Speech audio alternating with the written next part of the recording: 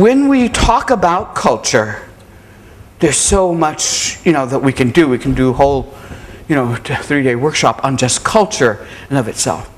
But when we say culture, what do you think of? What comes to mind when we say culture? Value systems. Living standards. What? Rituals. Practices.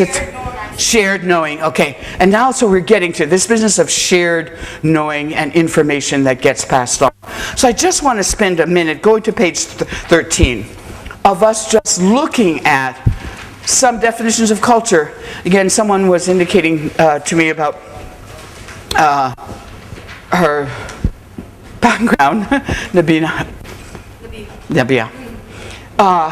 in terms of, feminist theory and feminist philosophy and degree in it and so forth. So many of you have such broad knowledge and deep knowledge of this whole notion of culture. And so offering here just an angle of looking at it in relationship to the work that we're doing and the human difference. These are just snippets of examples. I do give the references though, because if you want to explore more, in particular the number 2, if you look down at the bottom of the page, the footnote number 2, toward a cross-cultural approach to defining international standards of human rights. This is where we get this whole human rights and cross-cultural perspectives, that particular definition that's in box number 2, which I think is particularly good for your work. But at the very top, first of all, we're affirming that culture is, if you look at the top, is not an unchanging norm. It is something that is constantly being changed by the people who live in the culture. That's right at the top. That I offer to folks like you who do the work because we are working to change the culture. But we're not the only, this is not the only time in history or at any moment in a culture that the culture has been changed. Culture is always changing. And so I offer this to you to take heart in terms of, I just look at world culture itself. In terms of the influences over the last 10, 20 years, the ways in which there's lots of similarities that are beginning to creep in, not necessarily always to the good, but similarities that are creeping in from the West in particular into other cultures and changing them. But any given culture is always changing. And so it's our right and our challenge and our opportunity to step in there and change it, to shift it the ways in which our understandings, this 11-year-old's new understanding, she's only 11 yet. Look at how she's going to keep coming and changing the culture by changing the very, environment in which she lives, et cetera, et cetera. So culture is always changing, and it's done so by the people who make up the unit. Again, I emphasize this so much because some of the pushback that we get in doing our human rights and women's rights work is that whole notion of it's just not done. We have always done it this way. This culture, we can't change these things. Yes, we can. It has been. It's been changing, as long as there has been culture. Culture has been changing, so we definitely get to do it. All right, and number 1, I'm just going to hit a couple of sentences in each one of the boxes, which, again, someone just hit on it in the beginning. The culture is the unconscious and conscious shared patterns of thinking, feeling, and behaving that are handed down from generation to generation. Nothing in there says, and nothing in any of these definitions will say, and so that's the truth. Just because whatever that shared pattern of thinking and believing has been handed down from generation to generation does not necessarily mean it is the truth. And at the same time, there are shared patterns of behaving and engaging, like some of the rituals and some of the values and so forth that are very positive and affirming of human beings, and we need to recognize that and be mindful of that. Even as we do our work, how do we use some aspects of the culture that are so positive and that you can validate them by way of getting to your working to interrupt some of the ways in which the folks are holding there are stereotypes and prejudices and ways in which that kind of thinking and behavior works against women and girls. So again, understanding how culture works, the value of it, how human beings need it very much, and at the same time, how wrong-headed some of the aspects of culture can be, again, gives us the opening for us to make our changes. Go to number 2. Again, I've never used this word as much in the training, but the empathy for the human being who has to figure out how to live on this planet, okay? And so one of the things about culture is it's the source of the individual's communal and worldview. Human beings need to have a sense of belonging. I belong somewhere, to somebody, to some people, and that's so varied for different ones of us in terms of how much family, how it's structured, how much community, extended family, and so forth. But we need something to help us form a worldview. And at the same time, again, always putting in that what part of our work is to help people hold up that worldview and look at it hard. And sometimes just the nature of the exercises that we do can have people look at it hard. Because we know, I'm jumping around in this, but look down about the third sentence. Culture stipulates the norms and values that contributes to people's perceptions of their self-interest and their goals, etc. Again, very valuable to people. So what you're trying to shift is huge in folks, but it's not undoable, because people have been shifting and changing for time immemorial. Okay, let's move down to the last 2 sentences. As such, culture is culture is the primary force in the socialization of individuals, a major determinant of the consciousness and experience of community. The last one is so important. The impact of culture on human behavior is often underestimated precisely because it is so powerful and deeply embedded in our self-identity and our consciousness. So you can't underestimate, and I know you don't, but again, just to re-emphasize, underestimate the value of culture even when you're trying to change people's perceptions and perspectives and view on it. There's an honoring that's got to come hand in hand with you challenging people to change and grow, and still, in some ways keeping the culture intact. And the third one is where people usually go right in the beginning when you say, what is culture? Where you're talking about, again, that vast structure of behaviors and ideas and structures and rituals and norms and so forth.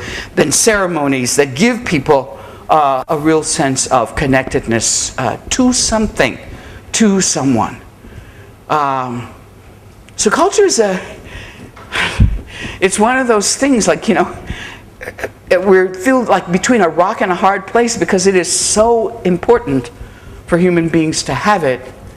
And it's been around for so many thousands of years in ways that don't serve people as well as we'd like, and especially don't serve women as well as we like. So we've got another 1,000 years of work towards change. Not that we will necessarily be around, at least not in this form, to see it, but our spirits will be, for sure, as that 11-year-old's grandchild and great-grandchild is still working to change culture. So I offer this piece to, again, hold up for us in a way that, we keep saying it, you can look at it in a slightly different lens. What are we working with here? You know what you're working with. Again, I'm so still resonating from the conversation with Fatou at lunch, about the state of the nation in Senegal in terms of that culture in this moment and how it's dealing with, whether it's health and reproductive rights or elected office, inclusiveness, who gets recruited or not recruited into public life, into being full members of the society. So because you're working with it, and at the same time just wanted to offer you a little bit of expansion of your sense of culture. And I do encourage you, if you're so interested, to look at Anaïm's toward cross-cultural approach to defining the standards for human rights. Okay, any questions about culture? All right, this is the one piece that I wanted to add. This is just a little piece too that,